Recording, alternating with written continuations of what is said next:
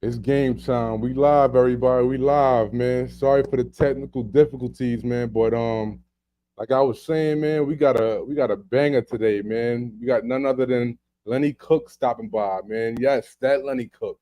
You know what I'm saying? ABCD camp Lenny Cooke. That Lenny Cooke. Yeah. Well, we're gonna get into all of the questions that you guys have, that you were thinking in your mind. We about to get the lowdown right now from the man himself, man. And you know what I'm saying? None other than my guy. So everybody go get your beverages, go get whatever you need, man, to pass this time. About to get right into it. Legends talk, y'all. Lenny Cooke.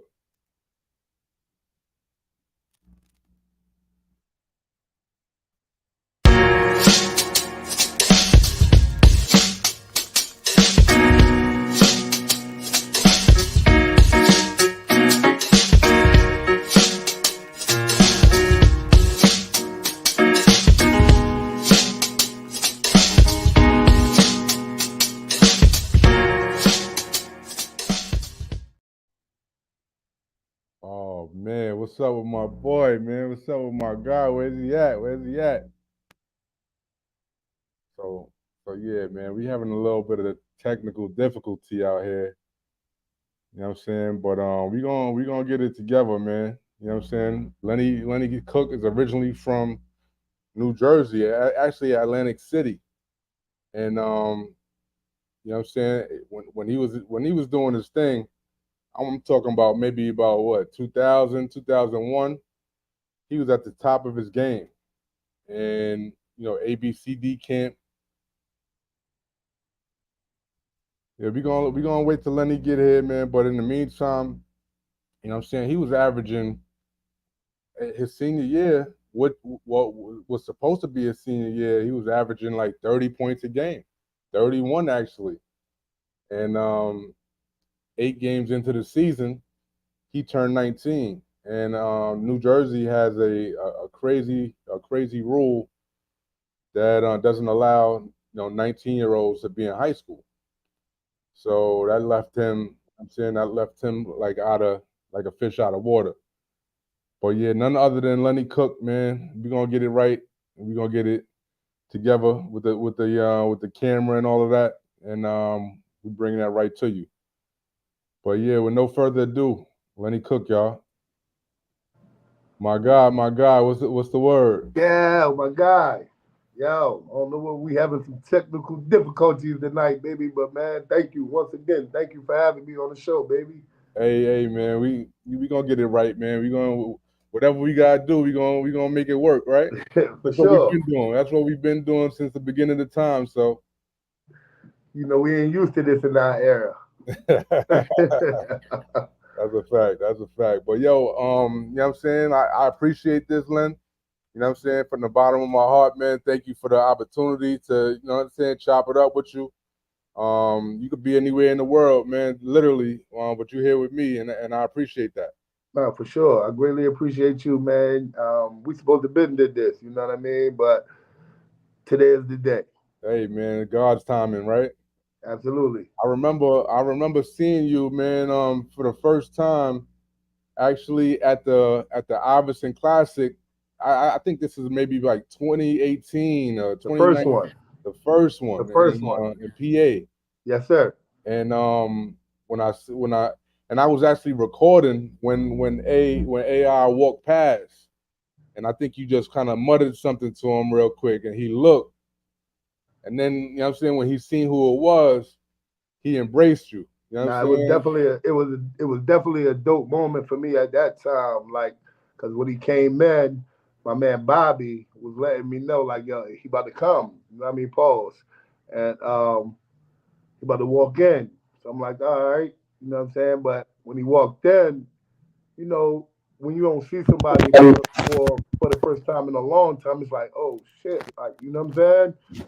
And I was like, yo, Chuck, and it was like a double take, like you know what I'm saying. And Chuck always been a real one. You know what I mean, been supportive of me. You know what I mean, gave me great advice through my journey.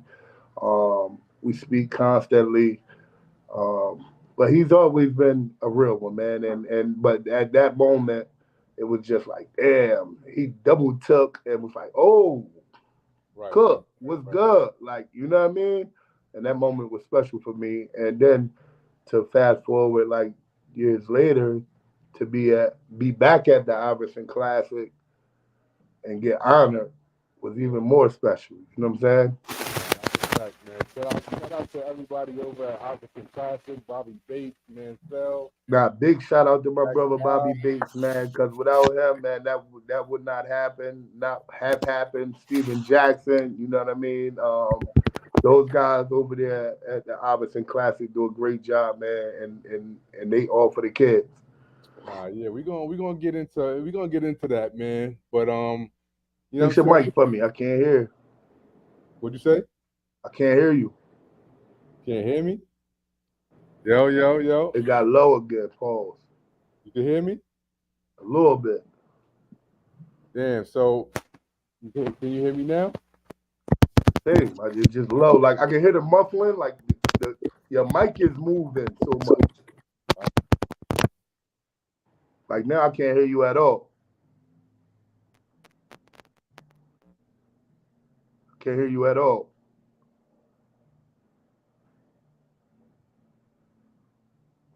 It's your mic. I think it's your mic. The mic. Yeah, like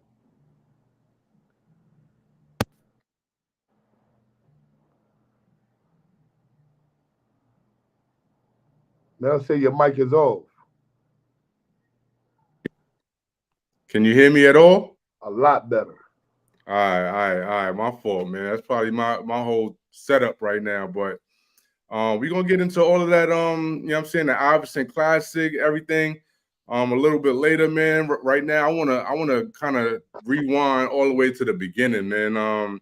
For those that don't know, like that don't know you or don't know your story, like where did you grow up, and how did you growing up there, how did that mold you into the basketball player and into the person that you are today? I mean, so I was born in Atlantic City. You know what I'm saying? I was born in Atlantic City, New Jersey. Grew up in Pleasantville, Atlantic City area, South Jersey. You know what I'm saying? And a lot of great talent out there that get looked over. You know what I'm saying? And still to this day, it's that way. You know what I mean? But I played like PAL. I never did. I didn't know nothing about AAU and all of that back then. You know what I'm saying? So we ended up moving to New York when I was sixth, seventh grade. Like sixth, seventh grade, we moved to Queens, and I went to IS 59 with Dell Hill, Showtime, my bro, Ryan Williams, special effect. Um, you know what I'm saying? And that's when I really like got the feel of what like New York City basketball was at that time.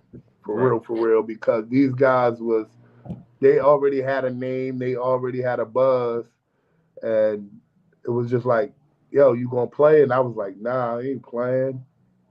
And Dell and Ryan wanted me to play so bad, but I never played at 59. So when I ended up leaving Queens, I ended up moving to Brooklyn and just playing in the park and meeting different guys, which nowadays is my brothers like Damani, Dead Javette, know what I mean? I share all of those guys just playing in the park. And that's when I got introduced to what like really New York City basketball was about because Jeff Farley was walking through the park one day going home from work and he was stopping us talking about he was with a program called the Panthers and this is an AAU program. At the time I was at Franklin K. Lane after I left Queens, you know what I'm saying? Right. Um, they wanted me to play at Franklin K. Lane High School, my man Reg and all of those guys, but I didn't want to play. And when I got introduced to Jeff, Jeff took us around Mr. Green, which was really like my first basketball coach. God bless his soul. He just turned Leonard into Lenny. You know what I mean? And it was different. Wow. And I mean, like, at what age though? Like, did you start to realize that, yo, I'm a little bit different than the rest of these guys, man. I may be able to do something with this sport. It's not that I was different. I'm not gonna say that I was different. I was a little more hungry because nobody knew who I was at that time. You know what I mean? Not like I said, not even Coach Tyrone Green. Even our first practice or workout or whatever it was at that time, Tyrone Green was like, "There's nobody in this gym that can make this team," because he coached the Lamar Odoms, the Shamiko Holtzclaws, the Shaheen Holloways. Like, you know what I'm saying? So I didn't know who these people was at that time. So I didn't care. Like, you know what I mean? At that time, I didn't care. Right. But it motivated me and it pushed me a little bit more because I'm like, shit, you first of all, you never even seen us play before you even said that to us. So I'm not gonna say that it was different because I was different from these guys. These guys had already put time in. Right. Right. And now, I mean, you were a late bloomer, right? In terms of starting to play and I mean, when did you start getting that confidence though? Like, yo, I'm better than everybody, and So I'm that came when I got on that circuit with the AAU, playing right. with the Panthers. Um, and then once I left Franklin K. Lane, they got me in LaSalle Academy. And once I got to LaSalle Academy, it was like, yo, you got to go ahead and show out. You know what I'm saying? The LaSalle had, Sham God, Ron Artest, well, Meta. You know what I mean? Those guys is hanging up in there as well. But we also had the famous Browns, the Rodney Eppersons, and guys that played JUCO. Like we had that they had talent when I got there. You get what I'm saying? And it was just like, yo, you got to go in there and show out. And I made sure that I showed out every chance I got. No, that's tough, man. That would have been a crazy team right there. Yeah, Um, so everybody growing up, you know what I'm saying? Everybody growing up has a jersey number that they, you know what I'm saying, that they like or that they always wanted to wear. What was your preferred jersey number, and what inspired you to wear that number? I got it on now. I What's got it that? on now. You know what I mean? 23. 23. Everybody wanted to be like Mike. You know what I mean? And you can't take that away. That's something that's never going to be taken away. Everybody wanted to be like Mike. You know what I'm saying? And no matter what people say or how people want to carry it as far as comparison or whatever, that is a stature in itself. I wanna be like Mike. You know what I mean? And that's why I wore number 23.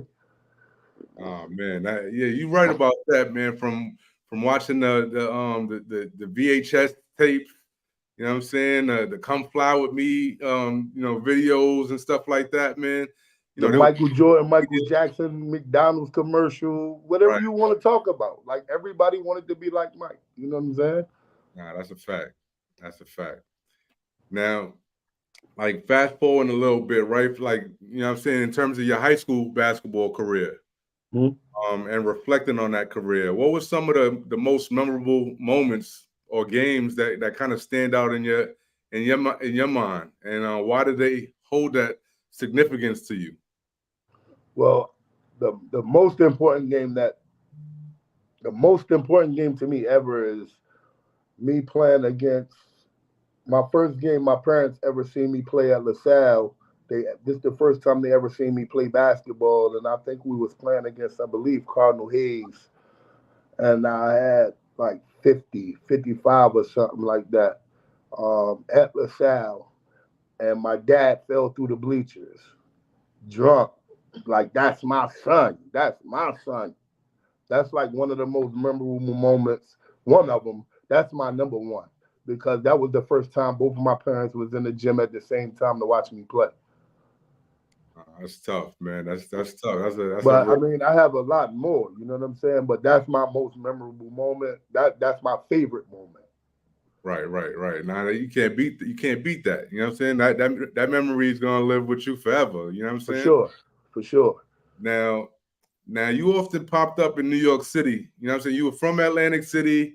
You moved around a little bit. You know what I'm saying? You was back and forth to Brooklyn, whatever the case may be.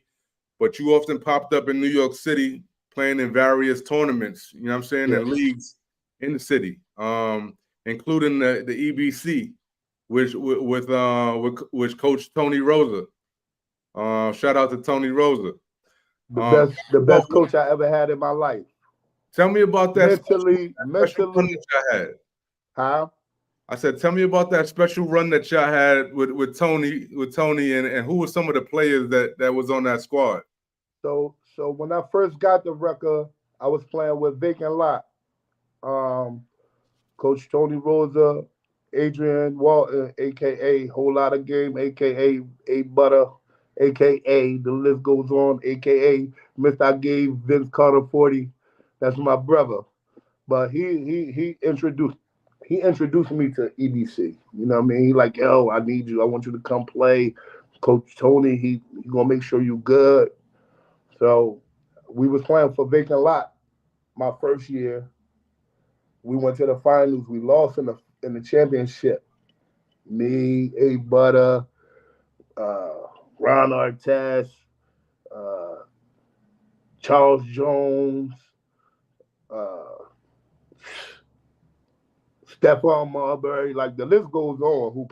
Who may show up. You know what I mean? Right, right. Um, but as far as Coach Tony Rose, that man, he's just a genuine dude, and if he rock with you, he rock with you to the end. Pause. Like he want the best for you, not basketball. You get what I'm saying?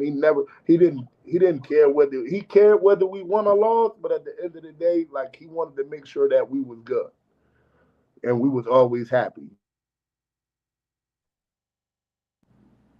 Nah, that's a fact. Shout out to Coach Tony Rosa with the Mustangs DNA. You know what I'm Uh, saying? That's my guy. Shit, went out again. You can Can hear you me? hear me? Yeah, I can hear you. I can hear you. I can't hear you. Hold on. Not at all. You can hear me? Yeah, I can hear you now. Yeah. All right, all right. So yeah, shout out to Coach Tony Rosa. Nah, Coach But Tony is like is my favorite coach, man. Just like he's been a father figure to so many people, bro. facts, man. Outside of basketball. Yeah, he been around for a long time, man. And like you said, he definitely wants to see you as a person succeed over any basketball team or basketball player, whatever. He wants to Absolutely. succeed as a person. But Absolutely. yo, Lenny, man, like many regarded you as one of the top prospects in the country during during your high school days. And it's inevitable that we speak about this, but alongside of guys like LeBron, Carmelo, how did that level of attention and expectation on you impact you at that time, and how do you view it now, looking back on it? Well, back then I was arrogant. I was ignorant to the game. I was ignorant to the sport and to the business. You know what I'm saying? Which, when I say ignorant, I mean not knowing. Um, but like I said, I came from a nobody. Nobody knew who Leonard Cook was, and I made them know who I was. You get what I'm saying? So when I ran up against the best, like the Carmelos, the LeBrons, the Mario Stoudemire's, the D'Angelo Collins, the Raymond Feltons, I had to make sure that my presence was felt at all times. You get what I'm saying? And the difference between me and those guys, the reason why they're Hall of Famers and I'm not, is because they put the work in and they didn't get big headed and they didn't worry about the attention. They had the people around them that didn't care about them having the attention and all of those things. They made sure that they was doing the right things. And looking back at it now, 21 years later, it's just like I understand now. You get what I'm saying? So that's why I'm here to share my story with the kids coming up today, because I want to make sure that it ain't got to be me, that everybody who's in your circle don't allow you to do the things that I was doing at 16, 17, 18 years old, because it ain't going to get you nowhere but telling a story like a Lenny Cooke story.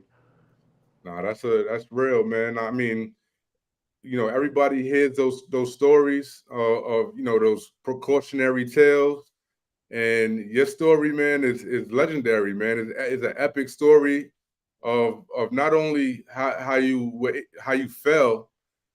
You know what I'm saying? That's not the best part of the story. To me, the best part of the story is how you got up.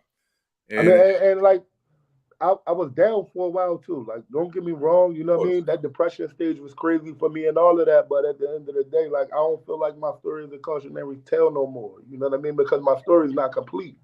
You get what I'm saying? Is what I'm doing now, what I'm trying to do now, what I'm trying to accomplish now. You get what I'm saying?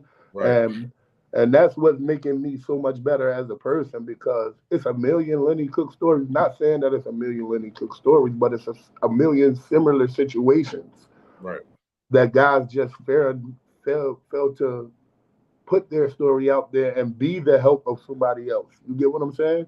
right. And I had to come out that shell because all of my children want to play basketball. All of my children want to go to college, whether it's for basketball or not. So at the end of the day, how can I stay in that shell when I can be the mentor and guide them to make sure that they stay on the right track? When I did have people that did that, but I didn't listen.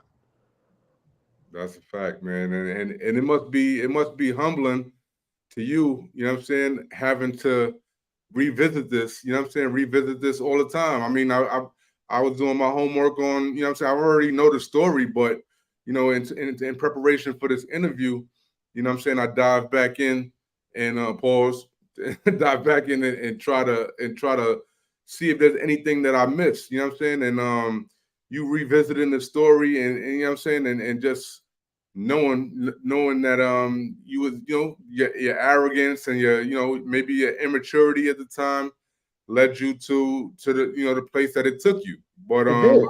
It again, did. And to say like I don't blame nobody but Lenny Cook. You get what I'm saying? I can't point the finger at nobody else.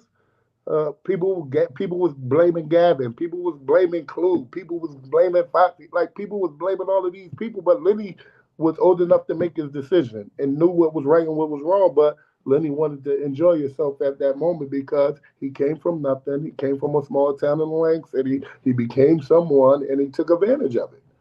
right, right, right. Now listen to this quote real quick, right? I'm gonna play you in various ways once you get to the league. You ain't. I live by that every single day. I live by that every single day. Kobe told me that. He was talking directly to me. You get what I'm saying? And I didn't know what he was talking about when he said it to me. But at 41 years old, I get it now. And he meant mentally you wasn't ready for me when I was at that point in time, which was true. Mentally, I wasn't. Physically, talented, what? We would have went at it. God bless your soul. But mentally, nah, I wasn't ready. Now it must be it's a little But that's eerie, something that man. I'm gonna live with every single day. That's something I can cherish for the rest of my life. My kids can cherish that. Like Kobe told me that. Facts, and it's documented. It's documented.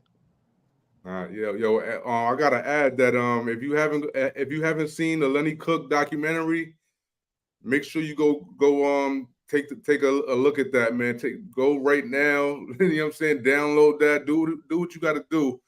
But watch that documentary in full, man. It's a great story. Again, of resilience you know what I'm saying, just pouring your heart out, man, and you know what I'm saying, But and it's a lot of things that's missing in there. So I mean, people can stay tuned. We got part two coming. We got the real whole Lenny Cook story coming out as well. Like it's a lot of things that was missing in that. We got the book coming soon. Like those things is coming because it was a lot of things that was missing in that film, which I appreciate the film because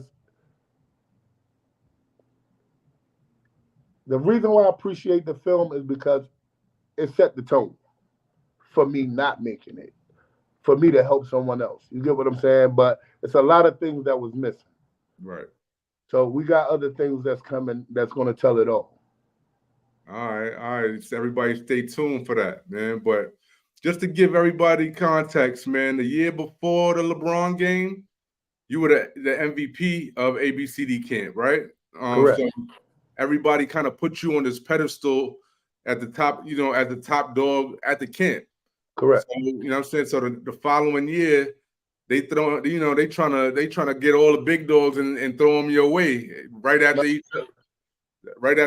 Like, what I'm saying. Tell me about that. Like, do you felt like they was out to get you, or they was I'm not. I can't even say that they was out to get me because I didn't give a damn. Like I right, didn't care who it was. You get what I'm saying? I didn't care who I had to play. I didn't. I was walking that. I was the last person that come in as an underclassman and get the MVP for the main event game. Since I believe it was Tracy McGrady. I was the last person up there on that banner. So I like I said, those type of things went to my head. Pause. You know what I'm saying? So when I walked in there that following year, it's like I can walk around. I ain't got to do nothing these people do. You get what I'm saying? Not knowing who's coming in the camp that following year. You get what I'm saying? So it was a humbling experience running into that kid from Akron. no, that's tough, man. Just having that experience to even say that you were on that level, and what I'm saying, and you see where he's at now. Do you ever have any kind of resentment? I have no Um, regrets because I never expected it. But if I could do things differently, I would have went to St. John's like I wanted to. I'd have did a lot of things differently. You know what I mean? But I don't have no regrets at all. I'd have did a lot of things differently though. Boy, I feel you. I feel you. Now, your journey in basketball, obviously been marked by your highs and your lows, including considering on the 2002 NBA draft, but ultimately you went undrafted in that draft. Hmm. Can you share with us some of the challenges and some of the like the pivotal moments that kind of defined your experiences during that time? I mean, I dealt with people that was liars. You know what I mean? And that's why I said, like, I hope that the kids nowadays, which a lot of them knew, um, even like down to coaches that played in my era, that's coaching kids now, like they understand. I didn't understand that part of the game back then. You get what I'm saying? Right. I had people that was lying to me, telling me you're a lottery pick, you're this, you're that, you're gonna be this pick. You're calling me on the phone during the draft, you're gonna get this pick. So it's just about having the right people behind you, man. And I didn't have that, like as far as representation and all of that. You get what I'm saying? So um, people don't understand that like this is like a real business, like outside of just playing basketball. And the wrong person can steal you wrong. And I was that person that got made an example. That's hey man, just I guess in hindsight you look back on it, man, and it's cool that you're able to acknowledge it now. You know what I'm saying, and see the actual like, all right, where at what point did you go wrong, or like, or who might have been bad to be in your corner, that type of thing. But do you ever like now we all know that like you went through some heavy some heavy depression Yeah, uh, after going undrafted. You actually bounced back though to play in the ABA. yeah. Tell me about that time in your life. You know what I'm saying? Did you still dream about going to the league? Nah, I Or knew it was was that over for chapter me. closed? I knew it was over for me. So are you talking about early ABA or late ABA? I mean, you was what averaging 28 points, maybe 30 points a game in the Yeah, early that ABA. was that. That was early ABA. So I bounced around from the ABA to USBL. So one of my mo- favorite moments in that league in the USBL was when Westchester had a team and Mark Jackson was the coach. So I goes out to Westchester and first day of training camp, I dislocates my elbow. Mm, So they let me go. They didn't keep me. So the Brooklyn Kings, once my elbow got right, the Brooklyn Kings signs me. And our first game is against the Westchester team. And I killed they ass. Mark Jackson went crazy, kicked the scoreboard in LIU and everything. Like, why y'all didn't tell me he was good? Like, it was a big thing in the newspaper, in the daily news, in the Times. It was crazy. But yeah, like that's one of my moments in that league. But the ABA, yeah, I played well in the ABA. You know what I mean?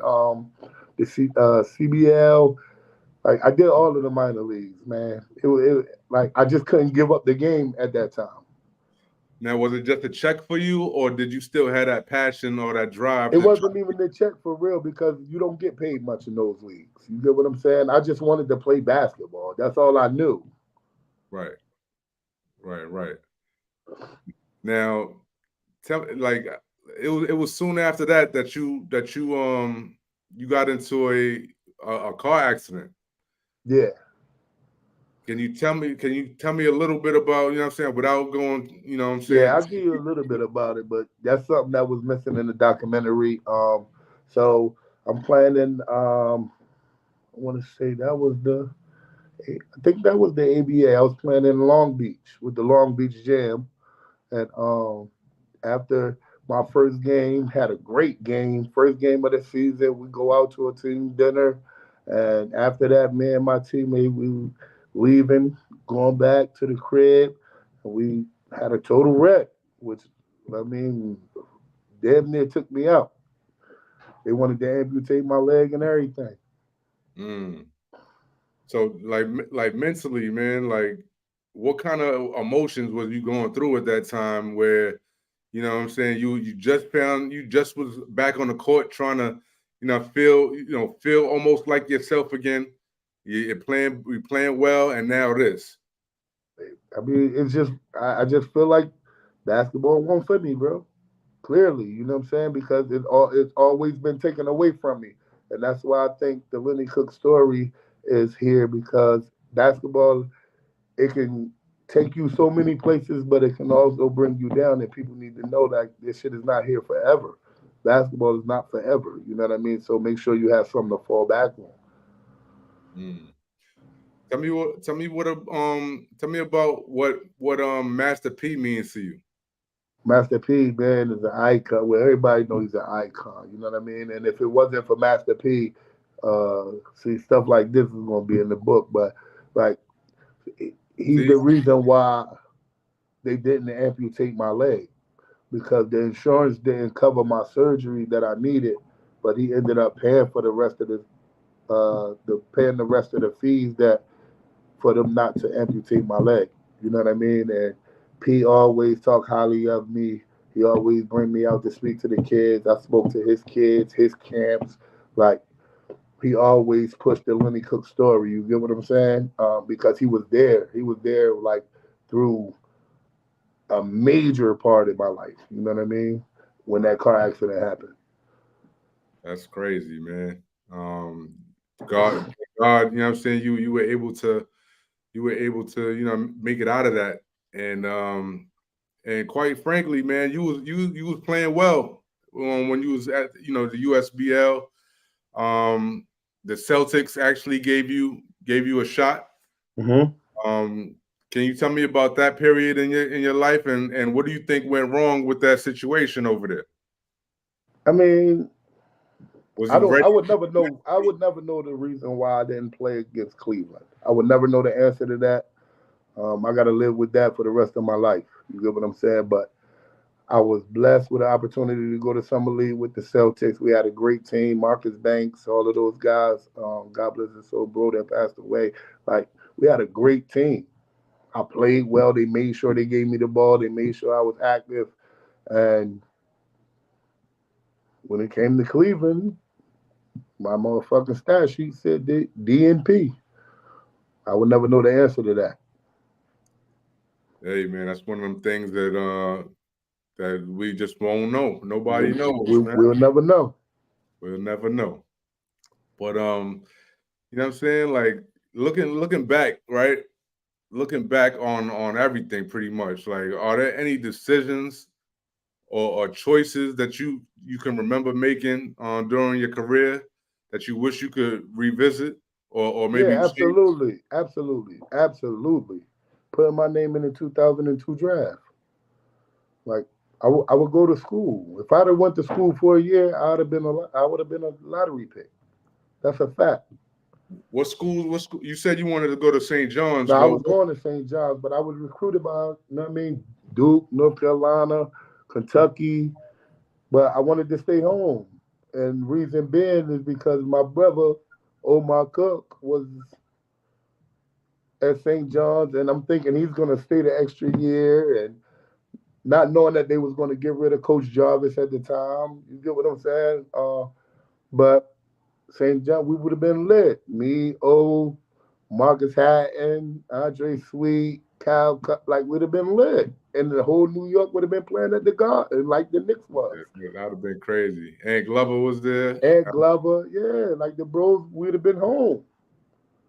Yeah, that would have been crazy. But now, beyond the spotlight, right, and the game itself, how did you personally cope with the pressures and the demands of being a highly touted basketball prospect, man? Like, did it affect your life outside of basketball? Like, did you ever feel like you lost your childhood in a certain way? You know what I'm saying? I mean, I ain't gonna say I lost my child. I ain't gonna say I lost my childhood, but I grew up very fast. Like You wasn't able to walk anywhere. my lifestyle was different from the average sophomore, junior, senior. You get what I'm saying? I'm hanging out in clubs with different people. I'm outside. Like the kids say now, I'm outside. I was outside at an early age. Like I was doing things that kids nowadays, even the guys that's Hall of Famers or soon to be Hall of Famers wasn't doing. They're doing it now, which is better because they reap the benefits of not doing it at that time. But I was doing it at that early age. Like they talking about flying G5s and G4s. I was doing that as a sophomore in high school. Right. It's hard. It's hard. It's pause. It's hard to even like come back from that. You know what I'm saying? Once you get exposed to that type of life, and you there and you getting access, how can it's hard for somebody to turn that down. Yeah. Just like the NIL stuff, man. These kids is getting paid now, right? So why not stay in school for a little longer? You know what I'm saying? Like, do you think you would have just tried to jump to the league? And If I had NIL and social media, I'd have went to college for sure. facts. If NIL and social media was out back then, I'd have been a rock star. I'd have been a rock star, a real rock star. You would I'd have have. probably acted like Kanye a little bit. Oh man, Kanye. So now I wanna take it back to the Iverson Classic, right? Mhm. Now that moment that you guys, you and AI kind of bonded, and that kind of it kind of set the tone for what was gonna happen in the future. Shout out to Stack Five, shout out to Mansell, you know what I'm saying? Bobby Bobby Bates. Bates, Yeah, Bobby Bates is that guy. absolutely, But absolutely, like what did that staff, AI and that whole staff over there? That they also have the Lenny Cooke showcase coming up. Um, absolutely. talk to me about that, man. Like what do you see for that, and what are you looking forward to for I that mean, for I just Lenny like Cooke showcase? that. Those guys, I don't talk about them enough, but I don't have to. You get what I'm saying? Because they know. They embrace me with so much and give me so much advice that I don't have to talk about them every day. I don't have to post about them every day because I would do it every single day because every day I'm getting some advice from one of them. You get what I'm saying? So, but the way they embrace me and motivate me, like Bobby, well, especially Bobby and Steven Jackson. I talk to them all the time. AI here and there. You get what I'm saying? Through text with him more so. But Bobby on my line almost at least 3, 4 times a month about not basketball, but me, my family, my kids, my like How are you with God? Like he's on my heels about stuff like that. You get what I'm saying? And that means more to me than the showcase Right. because you're more concerned about my well-being. You get what I'm saying? So I don't have to preach about him because I tell him that over the phone myself. You get what I'm saying? So, but leading up to like that moment when they honored me with the all-purpose award, like that was something that I didn't even know about. You get what I'm saying? I just thought I was a coach with Kareem Reed and be a speaker, and that was it. And then I'm like, I'm leaving because, mind you, the day of the banquet was my birthday. So I'm like, yo, I'm out. My birthday party is in New York, bro. I gotta go. And he's like, no, you can't go nowhere. So I'm like, what the fuck? What do you mean I can't go nowhere, bro? It's over. The banquet is over almost.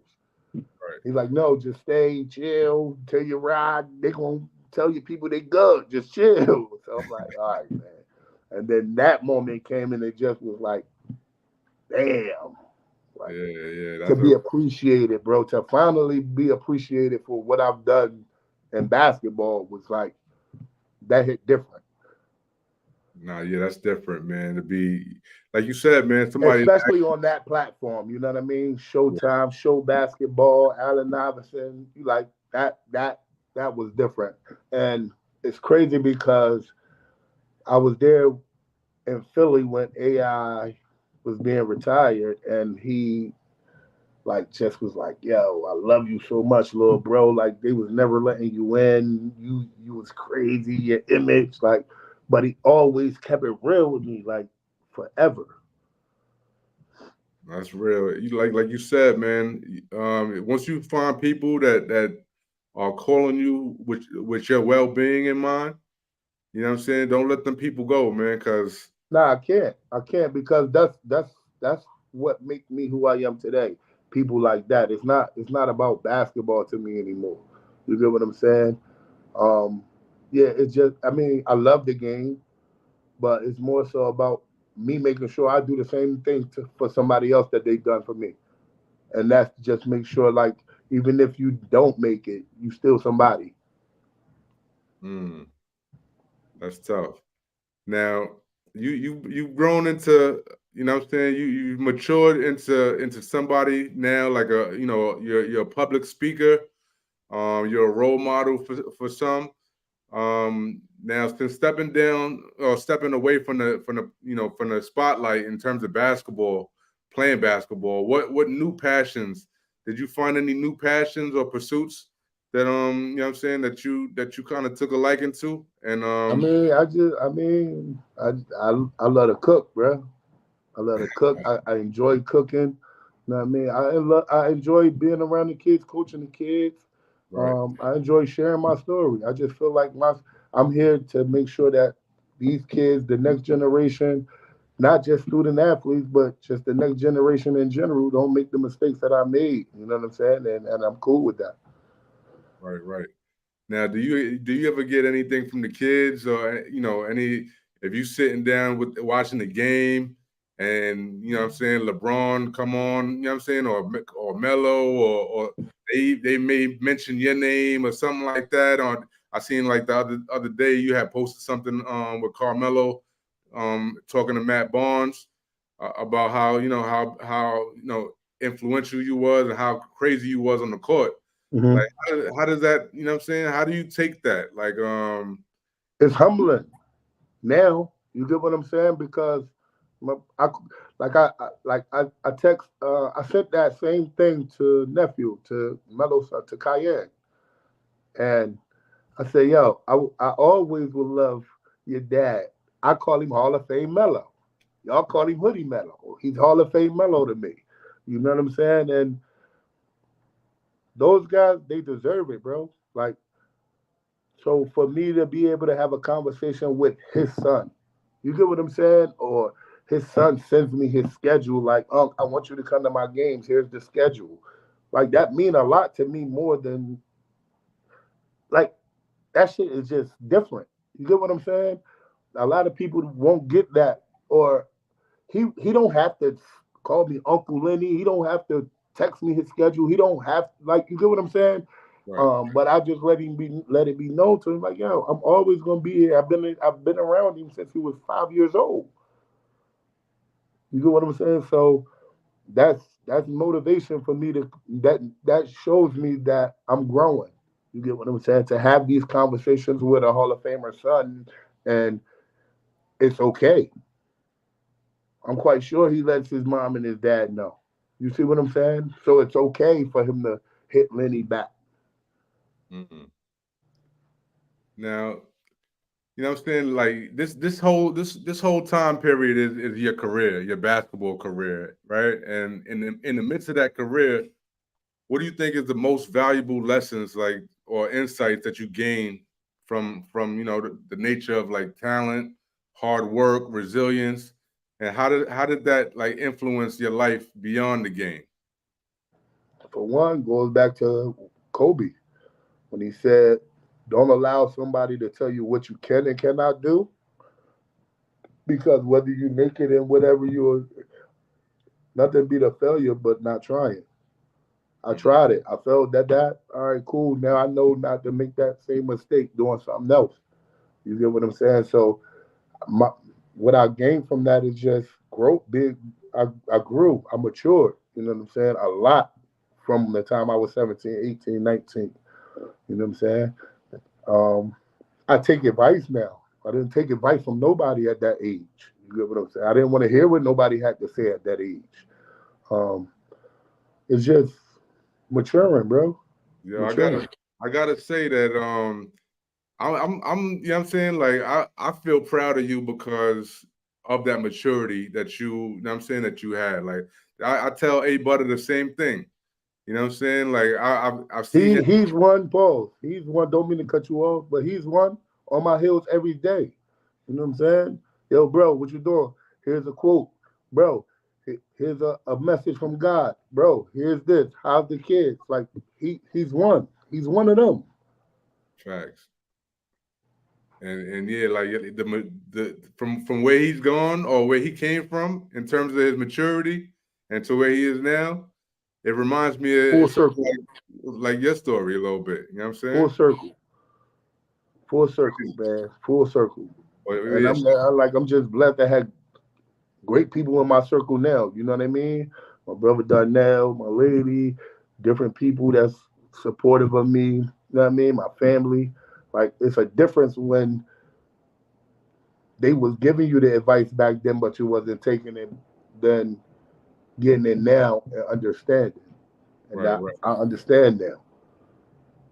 So somebody asked, do you coach AAU? No, I don't. I don't coach AAU. I did help out with a couple of teams last year, but I'm looking forward to starting Team Cook one day. Hey man, your guy Big Game Reed is over there at that school, man. I'm sure you know what I'm saying. Y'all could work something out. Yeah, for sure. But but yo, Lenny, like when you look at the current landscape of high school basketball, right, and player development, what advice would you offer a young athlete who's just navigating the similar paths and aspirations that you once had? No matter what, it's no days off. Because when you not working, somebody else is, and people don't understand that. I'm a victim of that. I was leaving LaSalle to go to practice with Bishop Lachlan. I would leave LaSalle and go to Rice just to scrimmage with them because the competition was better. But it ain't got nothing to do with just getting up and down. You got to work on your craft every single day. And when you not, somebody else is. Yeah, hey man, that's a gem right there that everybody needs to kind of take heed to, man. While if you're not working, somebody else is, man. Somebody else is at all times. No matter what it is. It ain't just sports. It ain't just sports. No matter what it is you're doing, when you taking time off, somebody else is doing it to take that spot. Nah, that's a fact. And people they feel like almost entitled, like they supposed I to get. did. They ain't even gonna say they. I did. I felt entitled to everything. I felt entitled at that age. I felt entitled like everything belonged to me, and it didn't. That's a fact. But I also didn't work for it either. I just played well. I didn't put the time in. So it's a difference. You get what I'm saying? Right, right. Now, I'm gonna leave you with this one. All right, this the last thing. I'm a last question. Right, in the documentary, there was a scene that that showed you talking to yourself. That was one of the toughest scenes I've probably ever seen in a documentary. Can you tell me a little bit about what the motivation behind that was? And Well, that scene was supposed to have been me talking to my son. It was supposed to have been me talking to my son, but he wasn't old enough to be up where like could see eye to eye with me. So they said we're gonna do a green screen.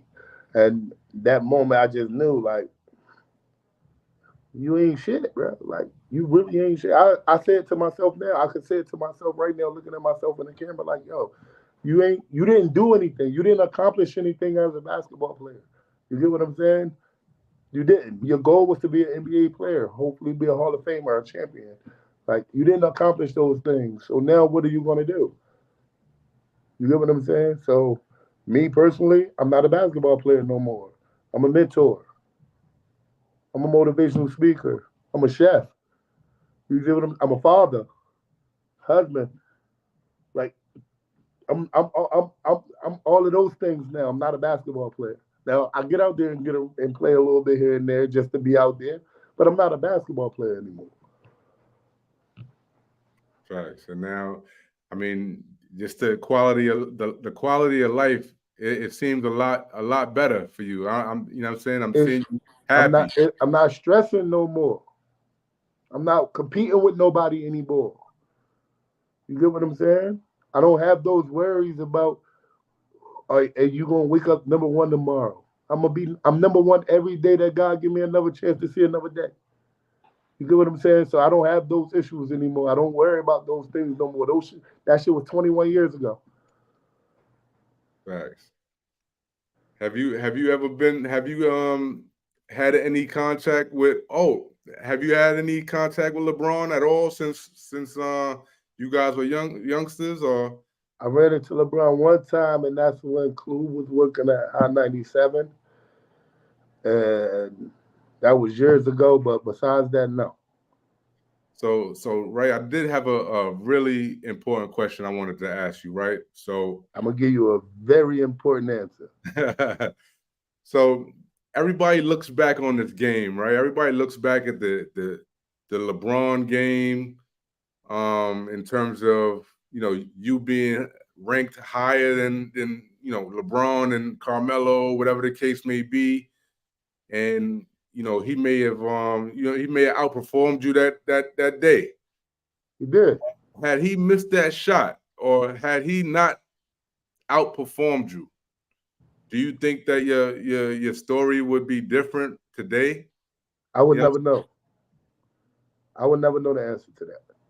But I do know is that if my teammate would have made both of those free throws, whether LeBron made that shot or not, we would have won the game, and I still would never know what the turnout would have been.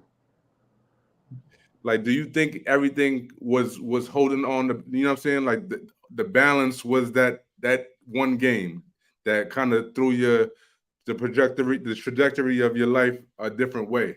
You know what I'm saying? No, Was it that one moment that kind of defined it? it it it brought him to the light, but it didn't define who I am.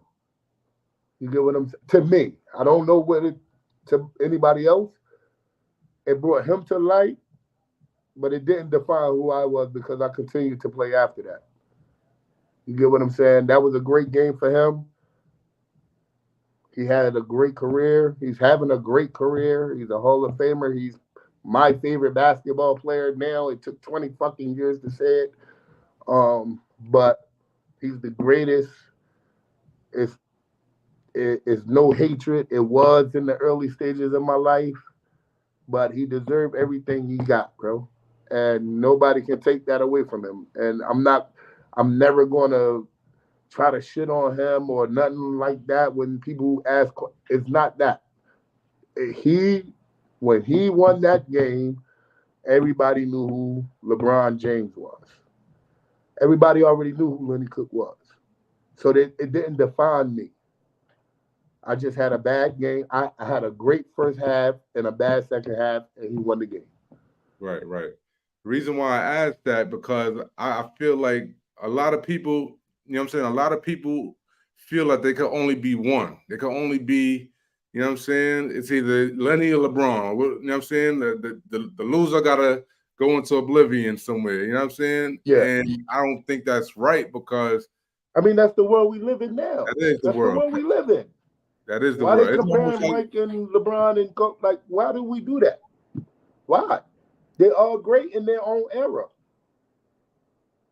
right. They're all great in It's their own almost era. like the 50 Cent. And I use 50 Cent as an analogy, right? Like Empire and Power And power. and Power.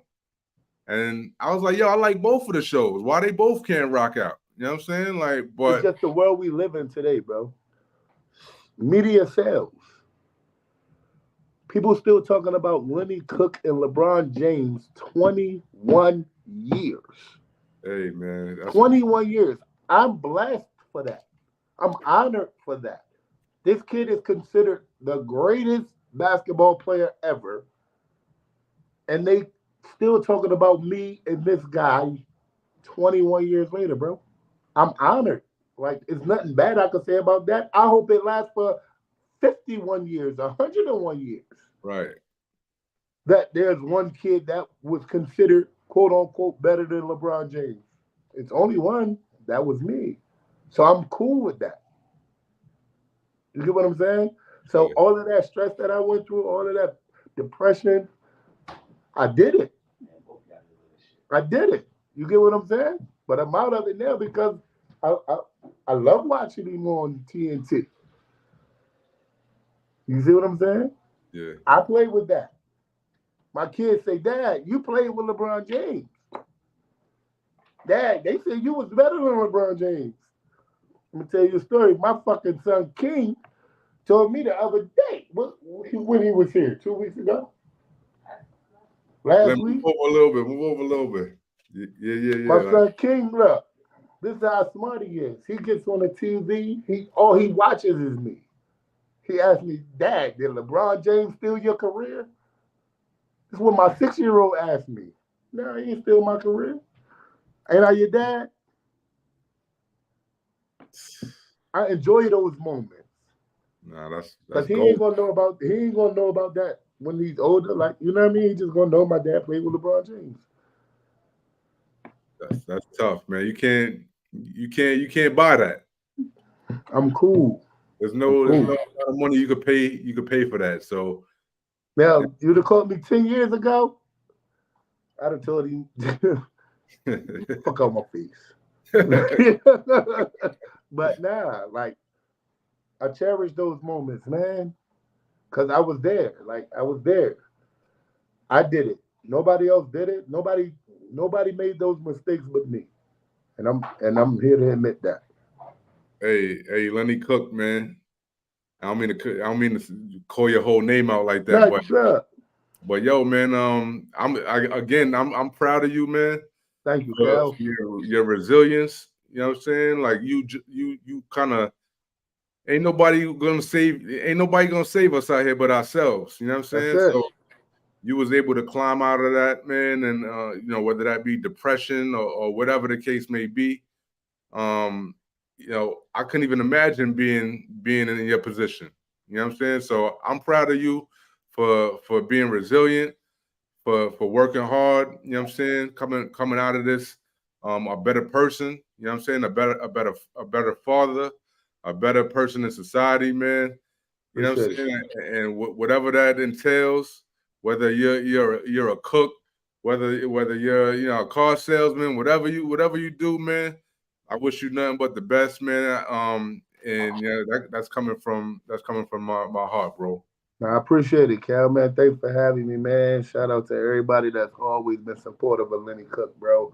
Like everybody in Atlantic City, man. My sister Paula from Z's, my boy D Ward, all the Stay Hungry family, man. everybody in Emporia, Virginia that's been supportive, everybody in New York, all across the country, bro. That I'm very thankful, man. Hey man, hey, we thankful to have gone through this with you. So you know what I'm saying. Hopefully, it could resonate with some of these kids coming up. And if you could save one, with your story, man, That's that's a all that matters to me. If I can speak, if I reach out to one, I'm cool. And I'm happy. You know what I'm saying? But I know I reach out to more than that because I get the messages on social media. You know what I'm saying? So I just enjoy being me. hey man, salute, man. I appreciate you for jumping on. Appreciate you, bro. And yo, one love, bro. We Thanks, gonna Cal. Appreciate it, champ. all right, bro. Good looking. That was Lenny Cooke, y'all. Story of resiliency, hard work, determination. You know what I'm saying? Not giving up, and just man putting your mind to something, man, and getting past it, man. Everybody out there, I hope that y'all got some lessons, some gems from this story. Um, be sure to tune in next week for another edition of Legends Talk, y'all. You just never know who gonna pop up. Legends Talk.